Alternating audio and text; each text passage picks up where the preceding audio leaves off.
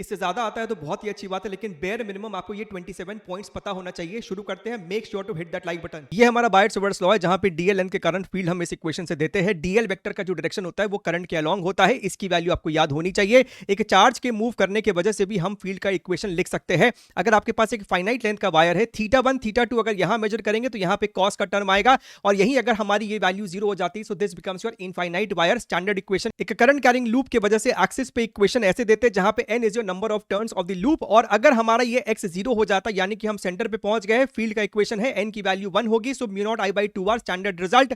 एक आर्क अगर theta angle subtend कर रहा है तो फील्ड हम इस इक्वेशन से दिया करते हैं। अगर हमारे पास एक लॉन्ग हॉलो सिलेंडर है, अंदर में फील्ड जीरो होगा, बाहर में इनवर्सली रिलेटेड होगा, और अगर यही सॉलिड होगा तो current density I by pi r स्क्वायर, अंदर में आपको field is directly proportional to small r, और बाहर में आपको अगेन इनवर्सली रिलेटेड। सोलेनॉइड में आपको mu naught n I, n आपको number of turns per unit length है, और अगर यही हमारा टोरॉइड हो जाता है तो हमारा जो कैपिटल N होता है that is number of turns, और लेंथ होगा 2 pi r। This is your ampere circuital law. Force on a charge moving in a magnetic field is given by this equation, जहां पे फोर्स आपको हमेशा velocity के perpendicular है, यानी कि magnetic field is not doing any work, वो speed को चेंज नहीं कर सकता है। और अगर ये वेलोसिटी फील्ड के परपेंडिकुलर है तो हमारे पास एक कंप्लीट सर्कुलर पाथ बन सकता है, जहां पे radius is mv by qb। mv को आप रिप्लेस कर सकते हैं √2mk से, या फिर √2m charge into potential difference, जिसके थ्रू इसको एक्सेलरेट किया गया है। Time period is 2 pi m by qb। और अगर हमारे पास इस प्रकार का सिनेरियो होगा तो सेमी सर्कुलर पाथ होगा, जहां पे thickness of field is more than the radius. लेकिन अगर हमारा थिकनेस जो है वो रेडियस से छोटा होगा तो ये इस प्रकार से ये डिफ्लेक्ट करके बाहर निकलेगा, where angle of deflection is given by this equation. आप इसको डिराइव भी कर सकते हैं। अगर हमारा वेलोसिटी फील्ड के पैरेलल है तो आपको ये स्ट्रेट लाइन पाथ होगा, लेकिन अगर वो किसी एंगल पे है तो हमारे पास हेलिकल पाथ बनता है, जहां पे radius is mv sin theta by qb।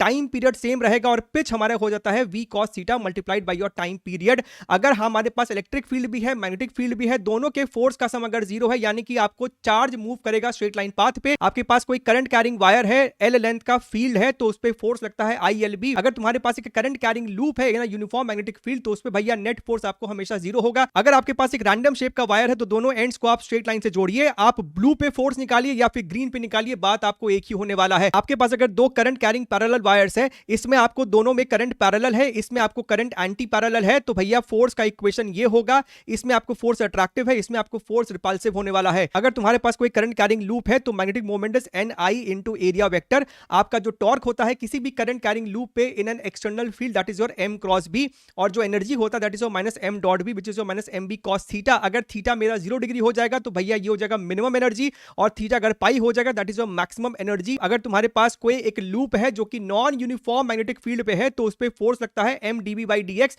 ये इक्वेशन आप तभी लगा सकते हैं जब आपका field variation across the loop is very very small.